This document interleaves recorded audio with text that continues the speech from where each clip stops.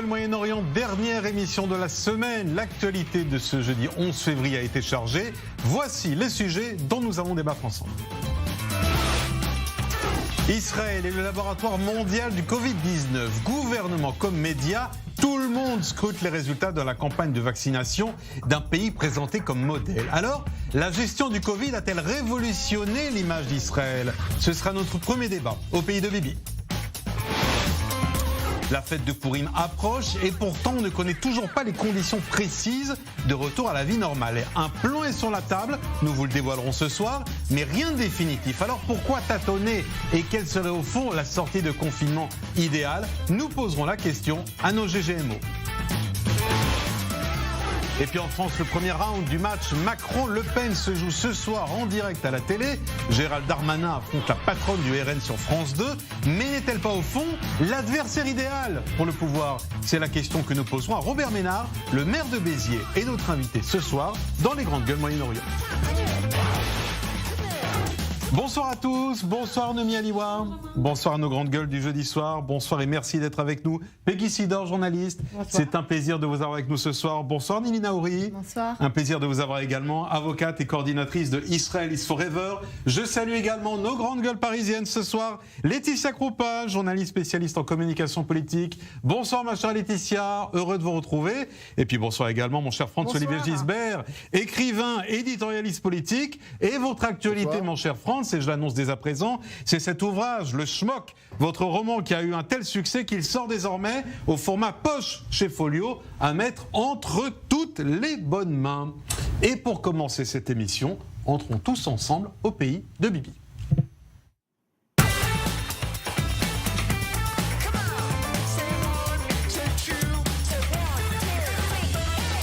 C'est le pays que tous les épidémiologistes surveillent de près. Israël a été l'un des premiers à vacciner sa population. Plus de 3,5 millions de personnes ont déjà reçu la première injection. Le taux de contamination commence vraiment à baisser et les restrictions liées au confinement se lèvent peu à peu. Aujourd'hui, on regarde Israël de très très près et c'est vrai que la couverture vaccinale commence à produire des effets. D'ailleurs, professeur, combien d'Israéliens sont vaccinés aujourd'hui ? On va peut-être un peu maso, mais je vous propose maintenant d'aller en Israël, le pays champion du monde de la vaccination.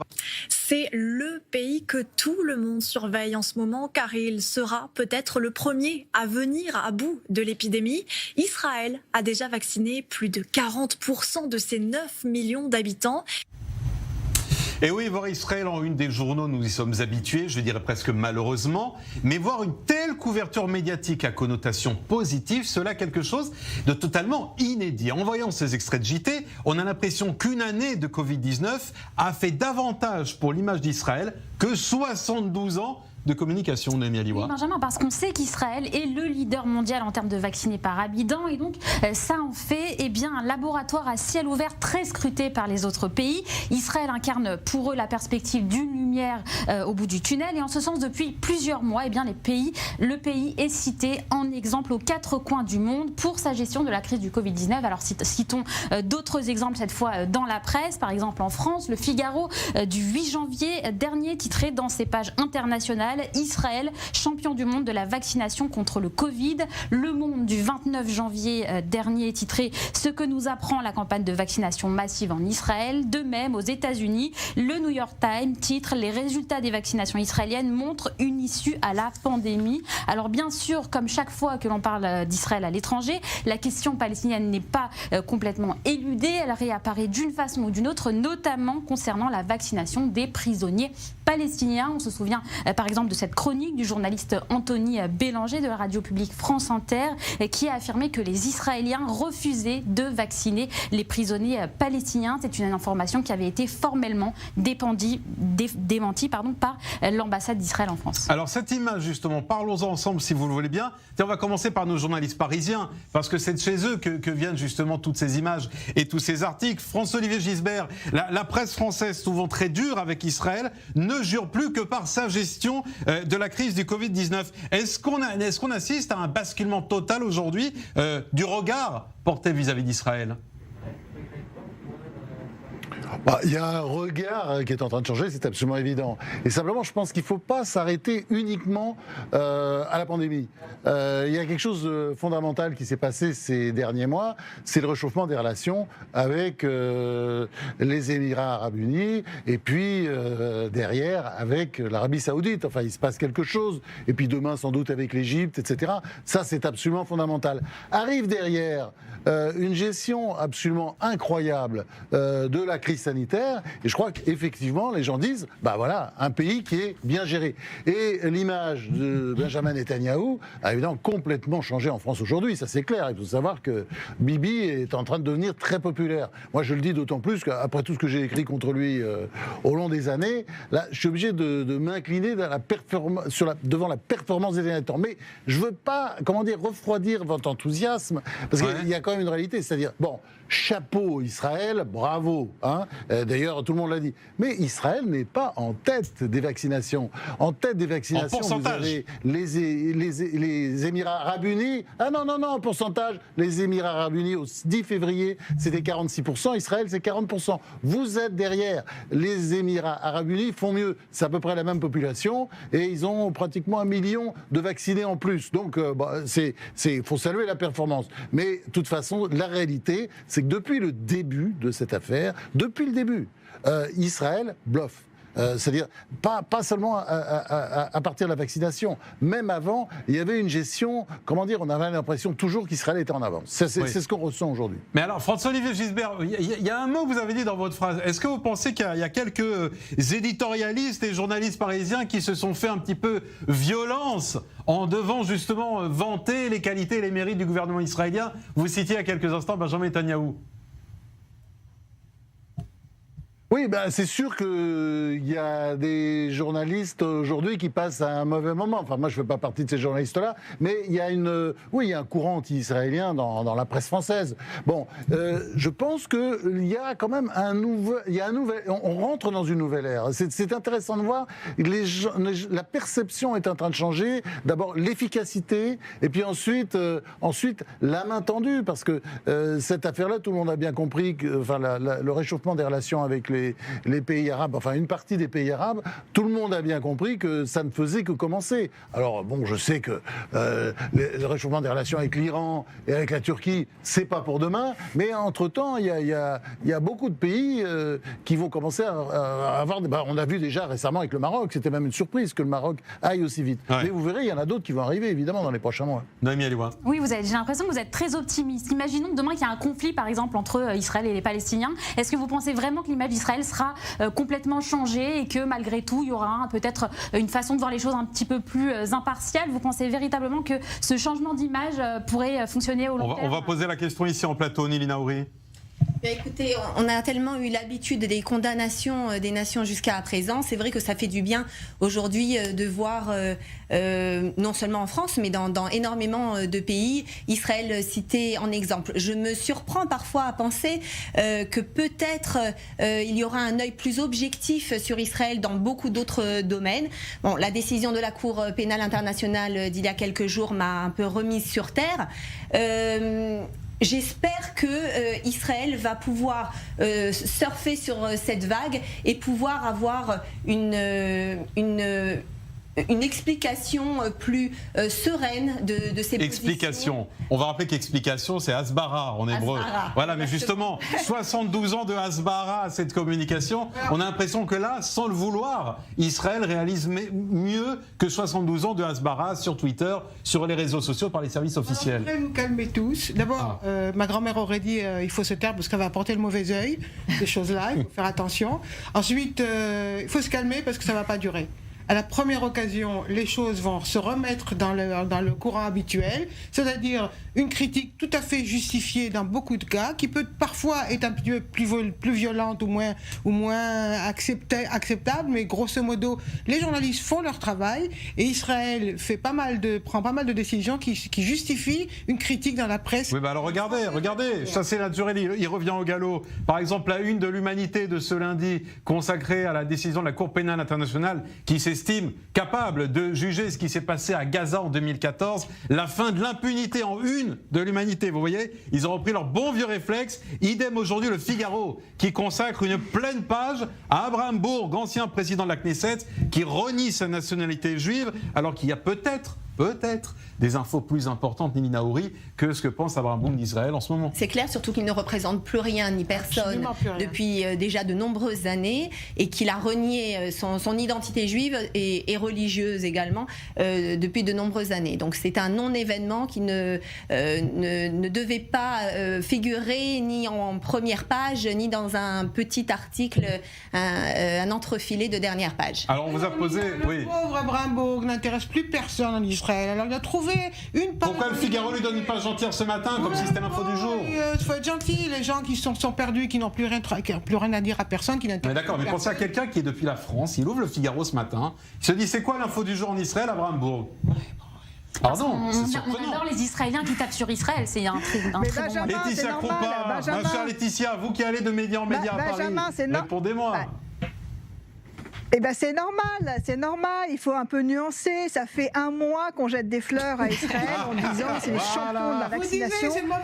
Regardez ce pays leader, il faut absolument être modèle. Mais je vais quand même un peu nuancer parce que vous avez raison, je regarde attentivement la couverture médiatique et il y a une nuance apportée à chaque papier quasiment, apportée aussi dans la bouche des politiques.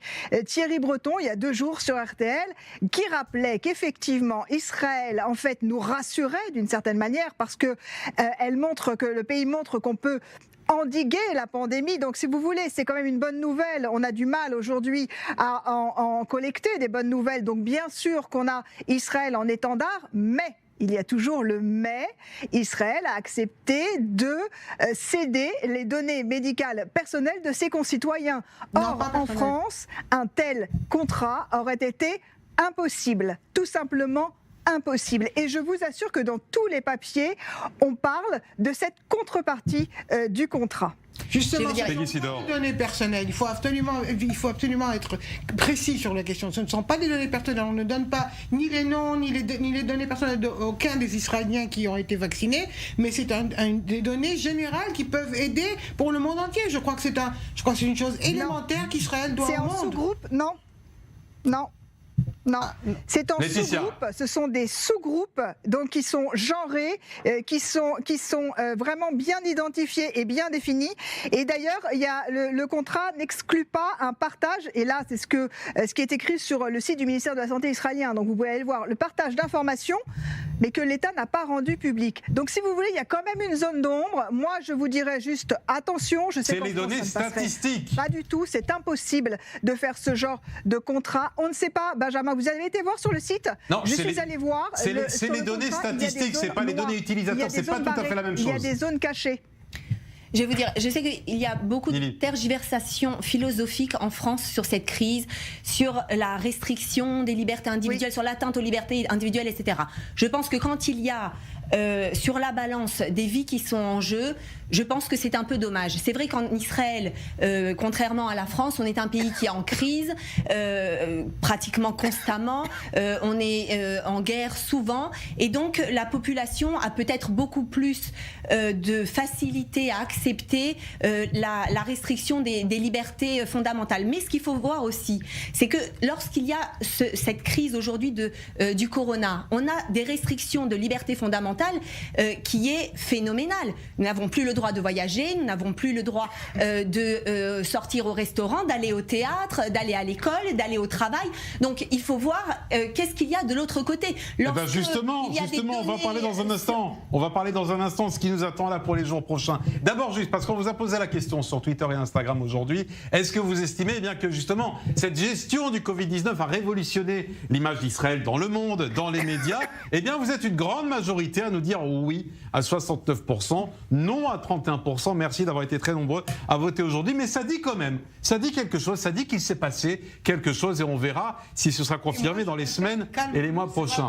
Et Peggy nous dit attention, ne crions pas victoire trop vite. Bref, eh bien vous savez quoi? On va regarder ce qui nous attend maintenant pour les prochains jours.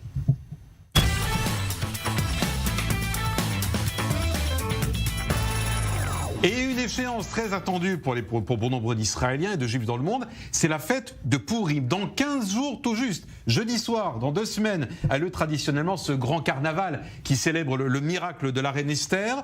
On s'y arrête ce soir parce que si vous en souvenez, il y a 1 an tout juste, c'est lors de la fête de Pourim que la vague de contamination a pris ici, en Israël, une vague absolument dramatique. Aussi, le gouvernement israélien a un plan sur la table, on va le regarder ensemble maintenant. Le plan n'est pas encore acté, mais voici en tout cas les pistes. D'abord, la mesure qui fait le plus mal parce qu'elle touche les petits comme les grands, interdiction des parades publiques. Vous savez que c'est un moment magnifique dans les rues de Tel Aviv à Jérusalem, dans tout le pays, on défile, on se déguise au moment de Pourim. Eh bien, c'est interdit. Le repas de Pourim qui est aussi une tradition, un festin que l'on doit faire à Pourim, limité à la famille nucléaire ou pas plus de 5 personnes. Quant aux synagogues, elles seront bien ouvertes à Pourim, mais avec notamment une distanciation de 4 mètres carrés entre chaque personne, capsule de 10 personnes, pas plus de 100 personnes dans une synagogue.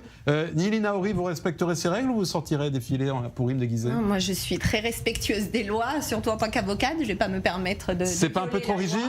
Je vais vous dire, c'est vrai qu'on a vu le premier confinement qui était extrêmement rigide. Personne n'était dans les rues. Le 3e confinement, il y avait déjà des embouteillages sur. Personne dans les rues, vous parlez duquel? Du premier Pourim? Confinement à Pessah. À Pessah, oui. Là, vraiment, c'était. Le 3e confinement, Nina, c'était de la blague. Enfin, je veux dire, c'était beaucoup plus, effectivement, beaucoup plus souple. Mais c'est parce qu'il y avait les écoles fermées. J'ai pas eu le sentiment qu'il y avait un confinement. Mais c'est également parce que nous avons, en plus du confinement, enfin en parallèle du confinement, nous avons une stratégie de vaccination massive. Donc c'est vrai qu'on peut se permettre un peu plus de souplesse. Et aussi, je ne sais pas si les Israéliens n'aiment pas tellement obéir. C'est possible, en tout cas, ils ont été très disciplinés, je trouve. La première fois. En tout cas, la première fois. Sous les états de choc. Et puis après, ça leur a passé. Nos résultats sur cette gestion de la crise prouvent quand même que nous avons été assez disciplinés par rapport aux Français qui étaient incapables aujourd'hui d'accepter un confinement. Et donc, Macron s'est soumis et n'a pas fait ce confinement. Ici, nous l'avons quand même accepté, même si effectivement, il était plus souple que les fois dernières. Laetitia Kroupa, vous réécrivez un peu l'histoire. Macron s'est soumis. Oui, excusez-moi, vous réécrivez juste. Non, mais pas du tout, pas du tout. Quand on sondait les Français, toutes les enquêtes d'opinion, et d'ailleurs j'en étais la première surprise, montraient que plus de la moitié des Français pensaient de toute façon à 80%, je crois que c'était à 80% qu'on allait être confinés. Que vous alliez être, oui. Est-ce qu'ils étaient d'accord? Je vous assure, en fait, la doxa médicale était telle dans les médias que finalement, elle avait façonné l'inconscient collectif et l'opinion publique en vraiment qui était prête à être confinée. Et donc, Emmanuel Macron a pris le contresens de la doxa médicale, mais pas du tout de l'opinion publique. Attendez, il y a encore sa déclaration ce soir d'Olivier Véran. Nous espérons gagner suffisamment de temps pour éviter un confinement. François-Olivier Gisbert, on sent quand même une hésitation parce qu'il y a la peur de la colère de la rue aussi. Il y a la peur, c'est pas exactement ça. C'est un manque de courage. Macron a pris cette décision. Je suis tout à fait d'accord avec Laetitia. Non, pas du tout. Au contraire. Au contraire, il est allé contre les éléments, contre la vie générale. Il y avait un courant mainstream. D'ailleurs, les gens commencent à s'habituer. Alors, il y a des gens qui râlaient dans la rue, c'est vrai. Il y a toujours peur en France comme en Allemagne ou en Italie, qu'il y ait des réactions un peu genre Pays-Bas et que ça dégénère. Et surtout en France, ça pourrait dégénérer vite. Mais je pense que l'idée fondamentale chez Macron, c'était de se dire non mais attends, on est en train d'arrêter complètement l'économie et si on voir si on peut pas trouver un système intermédiaire entre un semi-confinement et un confinement, voilà. Et on est aujourd'hui d'ailleurs dans une période qui est pas forcément très agréable pour les Français. Donc non, au contraire, voilà, moi qui suis souvent sévère avec Macron, là j'ai dit d'ailleurs, j'ai fait un édito dans Le Point, j'ai dit merci Macron, chapeau Macron, c'était très bien, justement. Mais pourquoi il a reculé alors? On va voir. Et d'ailleurs, je pense qu'il l'a fait contre. Il a reculé. Non, il n'a pas reculé encore. Il n'a pas reculé pour l'instant. Il gagne, il regarde, il voit, et il a autour de lui des ministres, évidemment, qui étaient contre sa décision. À commencer par son jeune ministre de la Santé, qui est un ayatollah de la santé, qui est un peu, qui répète un peu ce que lui disent les médecins, ou disons le prétendu comité scientifique. Et il est médecin. Mais, oui, il est médecin lui-même, d'ailleurs, il est neurologue, mais enfin, en tout cas, bref, je pense qu'on n'a pas, élu Emmanuel Macron en 2017 pour se retrouver à la tête d'un comité, avec à la tête du pays un comité scientifique qui pourrait d'ailleurs, pendant qu'on y est, puisque tu regardes la gestion des derniers mois, s'installer carrément à l'Élysée. Donc il a repris la main et voilà, on va voir après. Juste pour compléter, Olivier Véran a été très clair ce soir. Juste pour compléter, d'une phrase, Olivier Véran a été très clair ce soir.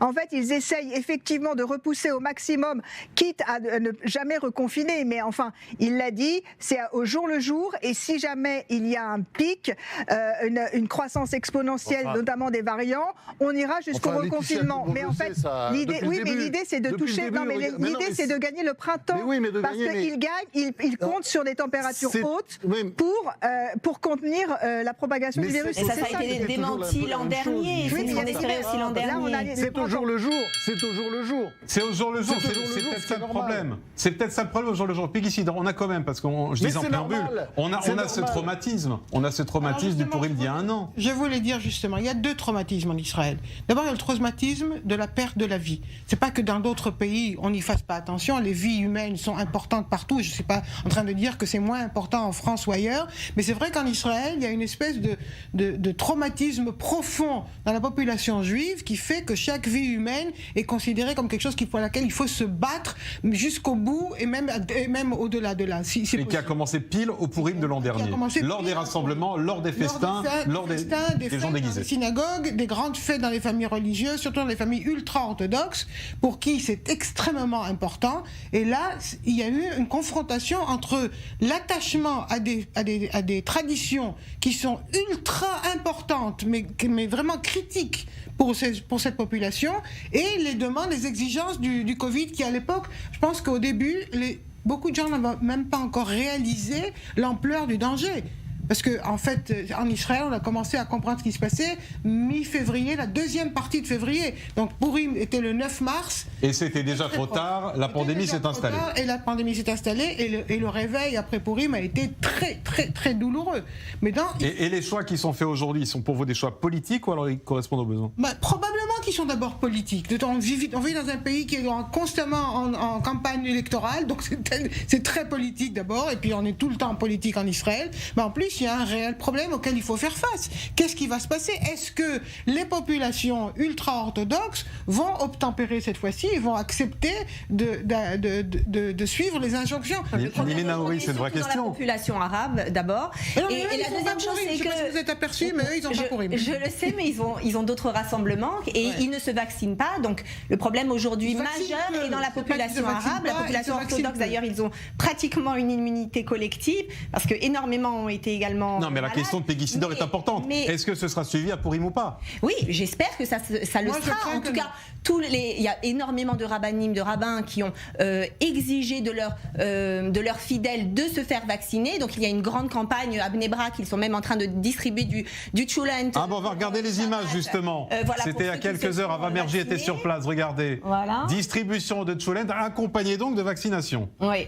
Mais qu'est-ce qu'il ne faut plus faire pour inciter les gens à se faire vacciner ? Sauf que le jeudi soir, c'est une tradition qui dure depuis très longtemps, mais alors il fallait payer. Alors il s'est pris les chalotes du Chassidut Vizhnitz et le Tchoulent de Bnei Brak. Aujourd'hui, il le donne gratis pour encourager les jeunes des vous vous rendez compte ? On est un pays qui réfléchit out of the box avec des mesures créatives qui font que du coup le gouvernement a donné cette impulsion à la population qui en plus aussi en donnant l'exemple, Netanyahou qui s'est fait vacciner le premier, les ministres également, en vaccinant aussi les soldats de Tsahal, ça a donné confiance au peuple et c'est ainsi que et c'est comme ça qu'ils sont tous à la soupe aux Tchoulent. Mais je crois qu'il faut quand même arrêter de dire que c'est un choix politique. C'est un choix qui, je pense, est très responsable de la part de Netanyahou. Il faut arrêter de voir à chaque fois si c'est politique, si c'est lié. On y revient juste après la pause.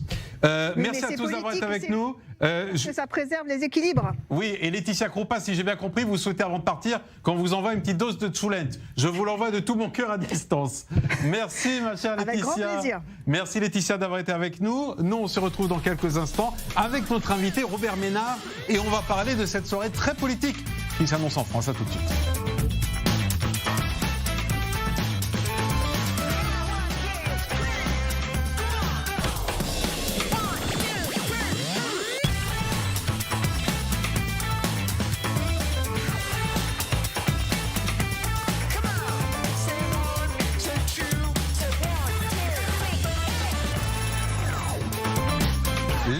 Moyen-Orient, seconde partie. Merci de nous rejoindre dans ce jeudi soir. À mes côtés ce soir, Noémie Aliwa, Peggy Sidor, Nili Naouri. À Paris, Franz-Olivier Gisbert. Et nous accueillons également notre invité de seconde partie. Bonsoir Robert Ménard, merci d'être avec nous.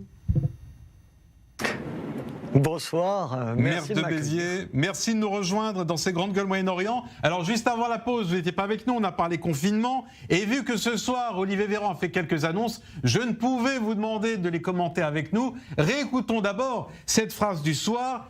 Olivier Véran et le gouvernement français qui espère toujours ne pas reconfiner. Chaque semaine que nous gagnons sur ce variant est une semaine de respiration pour notre pays, de vaccination pour les plus fragiles d'entre nous, et nous rapproche de jours moins favorables à la circulation du virus à mesure que nous approchons du printemps. Nous ne faisons pas de paris sur l'avenir, mais nous constatons que nous avons déjà gagné du temps. Et en tenant ensemble comme nous le faisons, nous espérons gagner suffisamment de temps pour éviter un confinement. Voilà Olivier Véran ce soir. Robert Ménard, vous savez qu'en Israël, on n'y a pas échappé à ce troisième confinement. La France peut-elle y échapper ? J'en sais rien, honnêtement, je ne suis pas professeur de médecine, donc je fais un petit peu attention à ce que je dis. C'est un choix politique aussi. Surtout si... oui, on pourra y échapper surtout si on tient nos promesses en termes de vaccins. Dans ma ville, on a installé un centre de vaccination municipal. On devait vacciner, on avait prévu, il était possible de vacciner 5000 personnes par jour. Au mieux, on en a 5000 par semaine, pardon. Au mieux, on en a vacciné 900 par semaine. Or, on a expliqué depuis des semaines, des mois, que c'était la solution. La solution. Aujourd'hui, le moins qu'on puisse dire, c'est qu'il y a eu du cafouillage. Est-ce qu'on rattrape le cafouillage ? Manifestement. Est-ce qu'on le rattrape suffisamment pour éviter ce troisième confinement ? Honnêtement, je n'en sais rien. Oui, vous dites cafouillage, on peut dire aussi légèreté dans cette façon de gérer la crise. Et c'est vrai que c'est étonnant quand on fait cette comparaison entre Israël et la France. Et vous disiez quelque chose de très intéressant, je pense, pour comprendre un petit peu tout ça, c'est la sacralité de la vie qu'il y a en Israël, qui, je pense, est liée à l'ADN religieuse de ce pays. Et donc, une vie, c'est une vie, et on fera tout en Israël pour sauver une vie. Et ça, vraiment, c'est très important. Ça permet de comprendre qu'en Israël, il n'y a pas de possibilité de variable d'ajustement, si je puis dire, alors qu'en France, eh bien, ces questions-là sont, il me semble, prises avec plus de légèreté ou de cafouillage. Comme je pense qu'il y a aussi un autre élément, c'est que en France, au départ, ils n'avaient pas de masques et donc ils ont dit que les masques ne servaient à rien. Aujourd'hui, ils n'ont pas de vaccin et donc il n'y a pas de campagne massive de vaccination, alors qu'en Israël, on a en fin de compte une triple stratégie. Nous avons fait un confinement, mais pour voir la lumière au bout du tunnel, vu que nous avons une politique de vaccination massive et qu'en plus, nous développons également un médicament, un remède à l'hôpital Ichilov de Tel Aviv contre le corona. Donc nous sommes en train de travailler activement à la sortie de cette crise et en France on a l'impression qu'ils pensent, alors là j'ai entendu le printemps, excusez-moi, mais cette thèse que le coronavirus disparaît avec la chaleur a été largement démentie. Ils parlent aussi de vacciner jusqu'à la fin de l'été, donc ils ont peut-être deux agendas parallèles. Nous on a envie de sortir déjà en mars et je pense que c'est ça le temps de gagner, c'est de faire les choses vite et de manière efficace, car chaque jour nous coûte énormément d'argent, chaque jour de confinement. C'est d'ailleurs pour ça que le gouvernement Netanyahou a été prêt à payer même plus cher les vaccins, mais pour les avoir vite et les avoir en masse, parce qu'il est évident que l'hospitalisation des malades et le confinement coûtent beaucoup plus cher à l'État que la différence du prix du vaccin que nous avons rajouté. Que payer les vaccins. C'est une comparaison intéressante. Franz-Olivier Gisbert, est-ce que vous voulez dire un dernier mot pour clore ce chapitre ? De toute façon, cette affaire a montré que la France, c'est un pays de plus en plus bureaucratique. Vous savez, quand vous avez plus de 56%, peut-être aujourd'hui avec le Covid, de l'ordre de 60% des dépenses publiques, du PIB qui est en dépenses publiques. Les dépenses publiques, c'est 56% au moins. C'est peut-être 60% du PIB, je crois qu'on le répétera jamais assez. On n'est pas du tout un pays libéral, on est un pays qui ne ressemble pas aux autres. Et c'est un pays, évidemment, de plus en plus démocratique. Donc, bureaucratique. Donc, on a fait, évidemment, On a été nul sur les masques, on a été nul, il n'y a pas le confinement, la politique de confinement individuel qui marche très bien en Asie, on n'a pas faite. Le dépistage, on était en retard, et là sur les vaccinations, c'est effectivement un désastre. Je crois que ça nous a appris beaucoup de choses sur nous-mêmes. J'espère simplement que la leçon sera retenue, c'est-à-dire que nous avons un système de santé qui coûte très cher, très très cher, c'est le plus coûteux au monde en tête d'habitants, et c'est un système de santé qui ne marche pas, qui est à la ramasse. Donc il y a vraiment un problème de réorganisation globale. Et après, les décisions du gouvernement, disons au jour le jour, je trouve que c'est pas forcément passionnant de les commenter. Ce qui est intéressant, c'est cette espèce de pente lourde que nous suivons quand même depuis le début du confinement et qui est un peu humiliant quand on est français. C'est-à-dire, on se demande s'il n'y a pas une certaine tiers-mondisation de la France. Voilà. Tiers-mondisation de la France, carrément. Allez, restez avec nous les uns les autres. On va maintenant parler d'une plateforme contre les discriminations.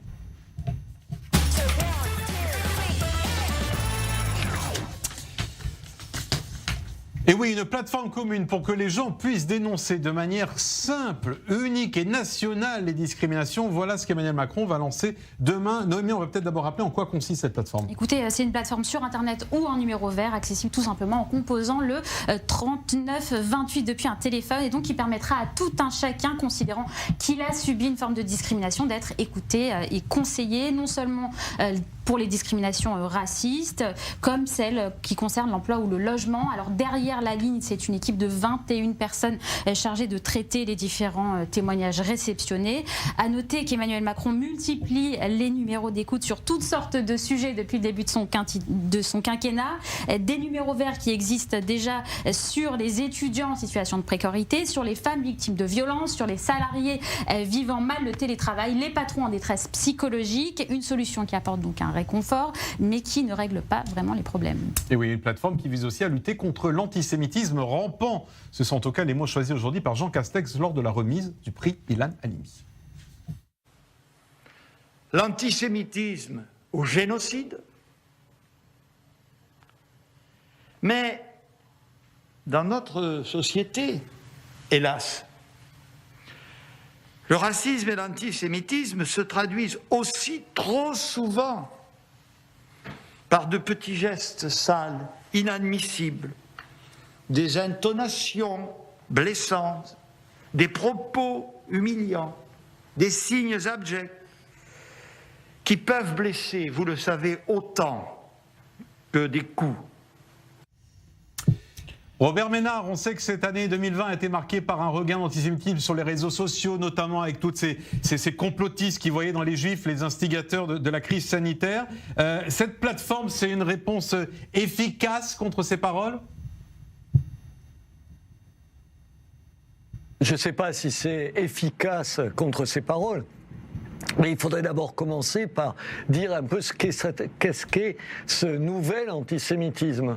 Pardon, il y a toujours un antisémitisme de l'extrême droite qu'on connaît, mais il y a aussi aujourd'hui un antisémitisme qui n'est pas rampant, qui n'est pas simplement des insinuations ou des intonations dans la voix, qui est un antisémitisme violent, c'est celui d'une partie des banlieues. Pardon, moi, chez moi comme ailleurs, comme observateur de la vie politique, je vois tout un courant aujourd'hui de l'immigration qui a fait de l'antisémitisme son nouveau cheval de bataille. Mais ça, il faut avoir le courage de le dire. Il faut dénoncer les deux antisémitismes.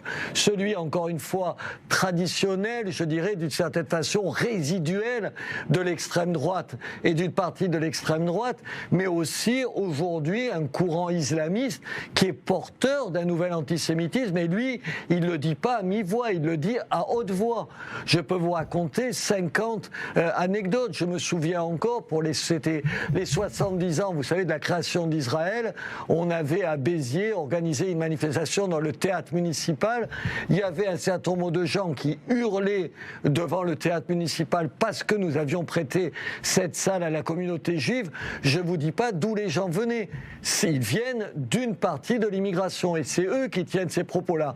Mais c'est tellement plus difficile à dire, on a tellement peur en France de se faire traiter d'islamophobe quand on dit des choses comme ça, sauf que c'est la réalité. Et selon vous, le Rassemblement national peut faire bouclier contre ça ? Je pense qu'aujourd'hui, si au Rassemblement national, il y a encore des gens qui sont antisémites, bien sûr, et pas qu'au Rassemblement national, dire du Rassemblement national qu'il est porteur d'une culture antisémite est un mensonge éhonté. Je ne suis pas au Rassemblement national. Je critique le Rassemblement national, je continuerai à le critiquer demain sur un certain nombre de ses positions, mais aujourd'hui, évidemment que ce n'est pas son ADN. Aujourd'hui, la communauté juive, quand elle est menacée, quand elle est obligée de se déplacer, c'est pas sous la pression du Front National ou sous les assauts du Front National, c'est dans un certain nombre de banlieues, de quartiers, de villes de banlieues où il y a un tel antisémitisme que la communauté juive a décidé de quitter ces quartiers et ces villes. Écoutez, quand je suis arrivé à la tête de Béziers, que les premiers contacts avec la communauté juive de Béziers étaient un petit peu, comment vous dire, lourds, un peu lourds. Pourquoi ? Parce que, étant qualifié en gros de la droite, la communauté juive s'est dit sur qui on est tombé.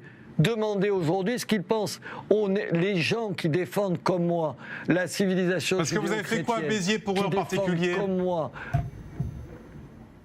Mais, tous les jours, assurer leur sécurité. Hanouka, vous savez, j'ai eu plein de problèmes pour avoir mis la crèche dans l'hôtel de ville. Et chaque année, le Hanouka est fêté dans l'hôtel de ville avec la communauté juive. Communauté juive qui vient d'ailleurs, elle, sans hésitation, venir fêter l'installation de la crèche. Oui, c'est autant de choses qui témoignent de mon attachement à la communauté juive et à la civilisation judéo-chrétienne. C'est ce que j'essaye de dire à longueur de temps. On est un pays de civilisation judéo-chrétienne et on n'est pas un pays de civilisation islamique. Peggy Sidor. Je voudrais dire quelque chose d'abord de fondamental. Moi, ça fait des années que j'ai compris une chose. L'antisémitisme, c'est une maladie incurable. Incurable. Je veux dire, il faut des lois, il faut des restrictions, il faut toutes sortes de choses pour essayer d'endiguer le mal, pour que ça se devienne, que ça se termine pas par des meurtres, comme c'est arrivé. Mais grosso modo, les gens qui sont antisémites, rien ne les fera changer d'avis sur cette chose-là. Donc, pour les juifs de France et d'ailleurs... Pardonnez-moi, mais l'important, c'est pas ce qu'ils pensent des juifs, c'est qu'ils ne passent pas à l'acte. Mais parce qu'ils pensent ce qu'ils veulent. Alors, je pense pas que ce numéro vert, ou je sais pas, ou orange, je sais pas quoi, va régler les choses, parce que vous voyez les gens qui vont...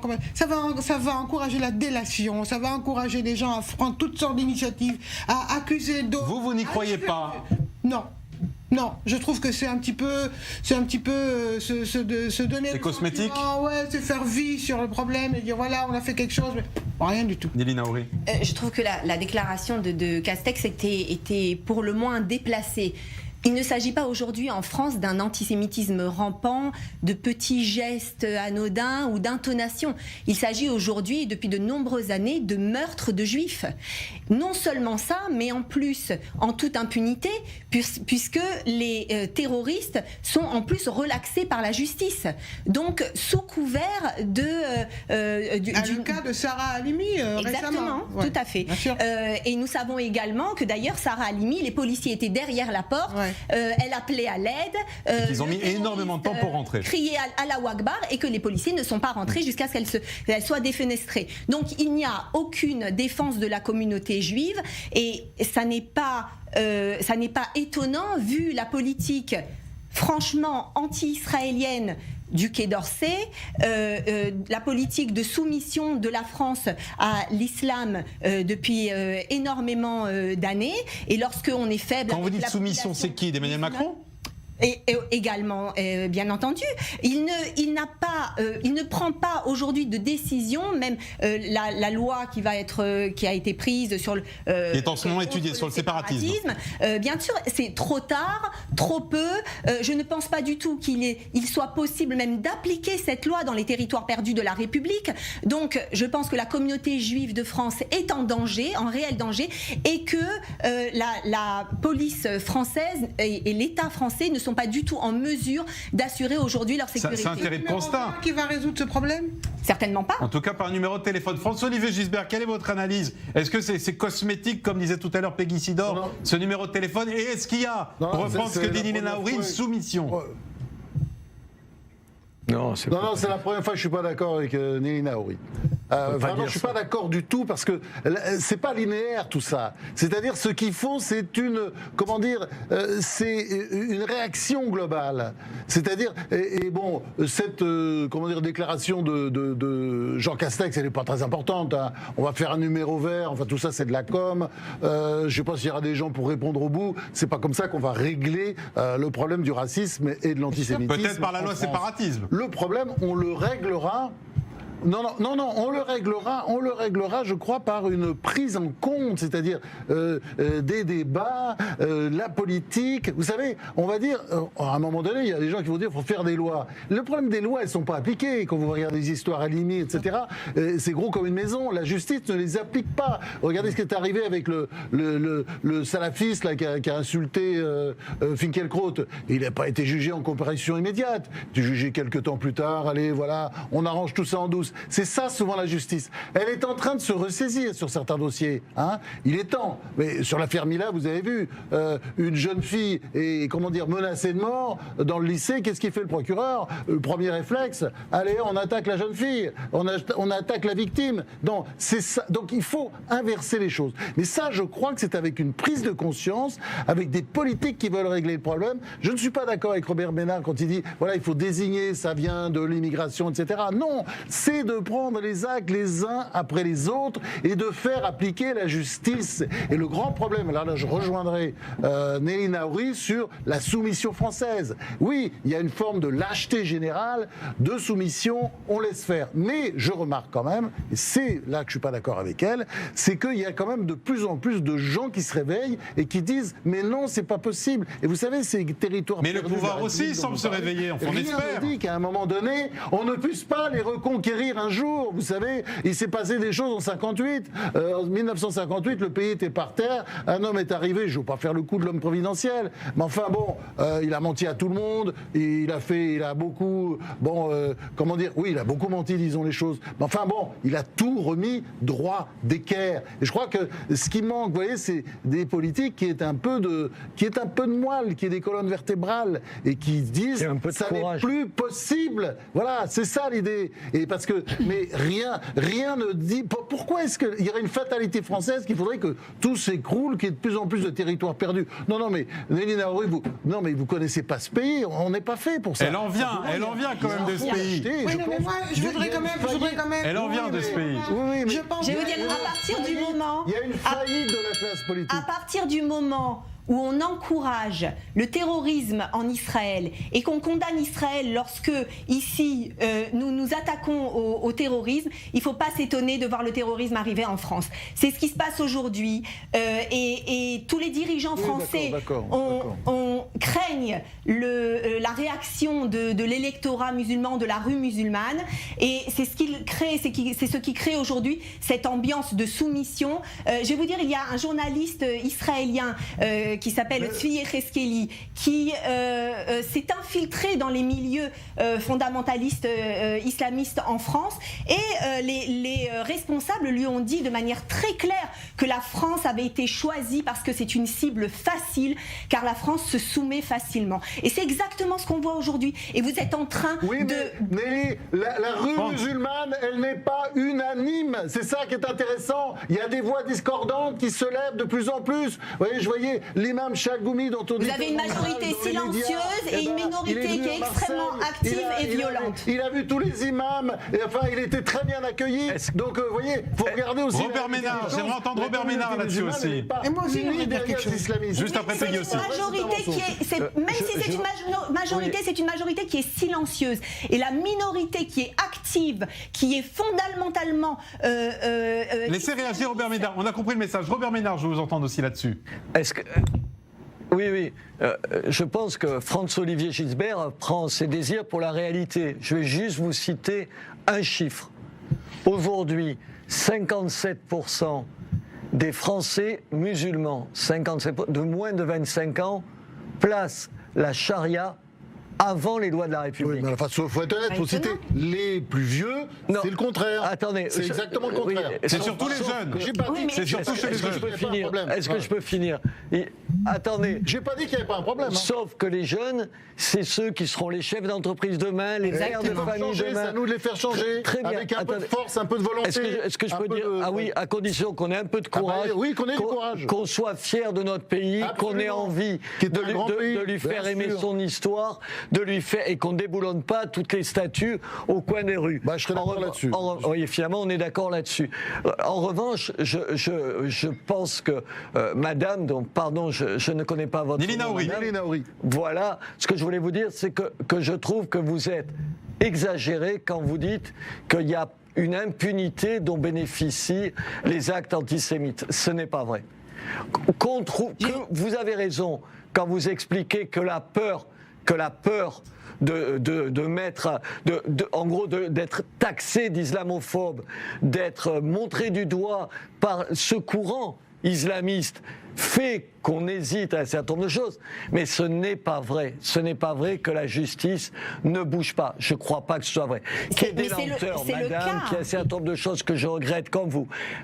Mais bien sûr qu'il y a des cas. La justice est en train de changer un peu, il faut bien dire. Voilà. Il y a des évolutions positives. Je vais vous dire, à partir du moment où on dit que les terroristes sont des déséquilibrés psychologique, c'est qu'il n'y a pas cette prise de conscience. Oui, mais est-ce que c'est le gouvernement qui est derrière et qui laisse passivement les choses se faire? Peggy Sidor, je veux juste qu'on entende Peggy Sidor. Je crois que le problème est un petit peu ailleurs. Les lois, tout ça c'est très bien, évidemment c'est important, mais est-ce qu'il y a un travail d'éducation profond qui est en train de se faire pour que les choses changent? Parce que envoyer tout le temps des gens en prison parce qu'ils ont émis une opinion problématique ou grave, ça ne résout pas le problème, parce qu'il y aura toujours quelqu'un qui viendra à leur place. Qui est mis en prison pour des opinions?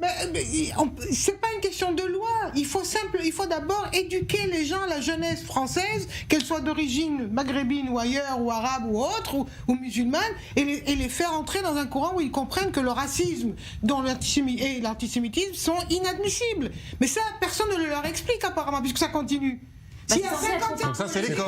Donc là vous parlez de l'école. Il y a 57% des jeunes français d'origine arabe qui pensent que la charia est plus importante que les lois de la République, mais alors le problème il n'est pas dans les lois, le problème il est ailleurs, il est dans l'éducation. Il faudrait peut-être se réveiller. Noémie. Non, la vraie question, on peut profiter du fait d'avoir un élu sur ce plateau, c'est peut-être, on a parlé de soumission, on peut dire l'impuissance de l'État. C'est-à-dire que je pense qu'il y a malgré tout une bonne volonté de la part des autorités, mais on sent qu'ils n'ont pas vraiment les moyens juridiques et judiciaires de faire respecter l'ordre, de protéger ces juifs. Et donc, vous qui êtes un politique, donc qui proposez des actions concrètes, qu'est-ce que vous pourriez faire, par exemple, contre l'antisémitisme, autre que donc mettre en ligne une nouvelle ligne verte? Robert Ménard, et au-delà de ça, est-ce que la loi séparatisme pour vous répond à cette question? Non, la loi séparatisme, contre le séparatisme, elle s'appelle même plus comme ça. Vous avez remarqué, même le mot séparatisme, principe de la République, il fait peur. Alors islamiste, on n'en parle même pas. Bien sûr qu'elle a des aspects positifs, et il ne faut pas le nier, quand elle combat la délivrance de certificats de virginité, quand elle combat la polygamie, c'est autant de points qui vont dans le bon sens. Mais elle a deux péchés capitaux, si j'ose dire. Deux problèmes. Le premier, c'est de ne pas montrer le véritable ennemi. Quand elle dit, en gros, les religions, mais le problème, c'est pas les religions, c'est une perversion d'une religion. Et alors, Noémie, vous demandez quelles mesures vous prenez? Non, mais attendez, mais avant de dire mesure, je veux juste finir là-dessus. C'est un petit peu compliqué quand même. Peut-être, c'est un peu compliqué. Laissez croire aujourd'hui qu'il y a un problème avec les religions, bien sûr qu'il n'y en a pas. Les bouddhistes, les taoïstes, les chrétiens ou les juifs, pardon de rappeler, c'est pas eux qui ont tué sur ces 5 dernières années, c'est des gens se réclamant de l'islam. Peut-être défendre la majorité, ce serait parce que c'était anticonstitutionnel de discriminer certains par rapport à d'autres, mais c'est sous-jacent. Selon la République En Marche, c'est des questions sous-jacentes. C'est déjà une question constitutionnelle qui a fait qu'ils n'ont pas pu inscrire dans le texte islamiste, mais tout le monde comprend très bien la question des financements. C'est un problème. Pendant des siècles, les Juifs ont vécu en France. Il n'y a jamais eu de problème, il n'y a jamais eu de nécessité de faire ce genre de loi. Lorsque un Juif, d'abord parce que nous avons un principe qui est très important dans le judaïsme, c'est le respect. C'était pas terrible quand même. Pardon ? François-Olivier Gisbert dit au XVe siècle, c'était pas terrible. Oui, au XVe siècle, c'était pas terrible. Ça, c'est sûr. La Non, ce que je veux dire, c'est que on peut en parler pendant des heures, si vous voulez. c'était des conditions C'était pas dramatiques, même sous Pétain, ça c'est évident. Ce que je veux dire, c'est que les Juifs, bien entendu. Et tout ça. Non, ce que je veux dire, c'est que les Juifs n'ont jamais posé de problème à la République. On n'a jamais voulu imposer notre loi. Au contraire, il y a même une bénédiction de la République française dans nos synagogues le Shabbat. Nous avons un principe qui est de respecter la loi du pays. Lorsqu'un Juif porte une kippa, ça ne veut pas dire qu'il veut appliquer la Torah en France. Mais lorsque par contre une femme porte le voile en France, cela veut dire qu'elle veut appliquer la charia en Robert Ménard, il nous reste 1 minute, je vous laisse quand même conclure. Oui, je suis d'accord avec ce qui vient d'être dit. Et ce que je veux dire, c'est que l'autre problème, pardon, ça peut paraître une obsession. Aujourd'hui, cet antisémitisme dont on parlait tout à l'heure, qui est nourri par un certain nombre de quartiers, qui eux-mêmes sont nourris, François-Olivier Gisbert, par une politique migratoire sans limite. C'est ça le problème. Et aujourd'hui, imaginez qu'on réglera l'ensemble de ces problèmes sans un contrôle de l'immigration, c'est se tromper de A à Z. Bien. Mais dire ça, c'est un courage que n'ont pas nos dirigeants. Merci Donc, beaucoup. Cette loi contre le séparatisme, tant qu'elle ne fera pas de différence dans les différentes religions et qu'elle ne dira pas la cause c'est une immigration de masse, on passera à côté de l'essentiel. Elle n'aura pas rempli son office. Merci infiniment Robert Ménard, maire de Béziers, d'avoir été avec nous ce soir. Merci François-Olivier Gisbert également. Je rappelle la sortie du Schmock désormais en édition poche chez Folio depuis la semaine dernière. Une belle littérature. Merci infiniment Peggy Sidor. Merci également Nilène Haouri. Ma chère Noémie, on se retrouve lundi. C'est déjà fini, c'était court. Rendez-vous lundi soir. Vous pouvez continuer à voter sur Internet, sur Twitter. Est-ce que justement ce confinement ici en Israël a redoré l'image du pays? Bonne soirée, à lundi.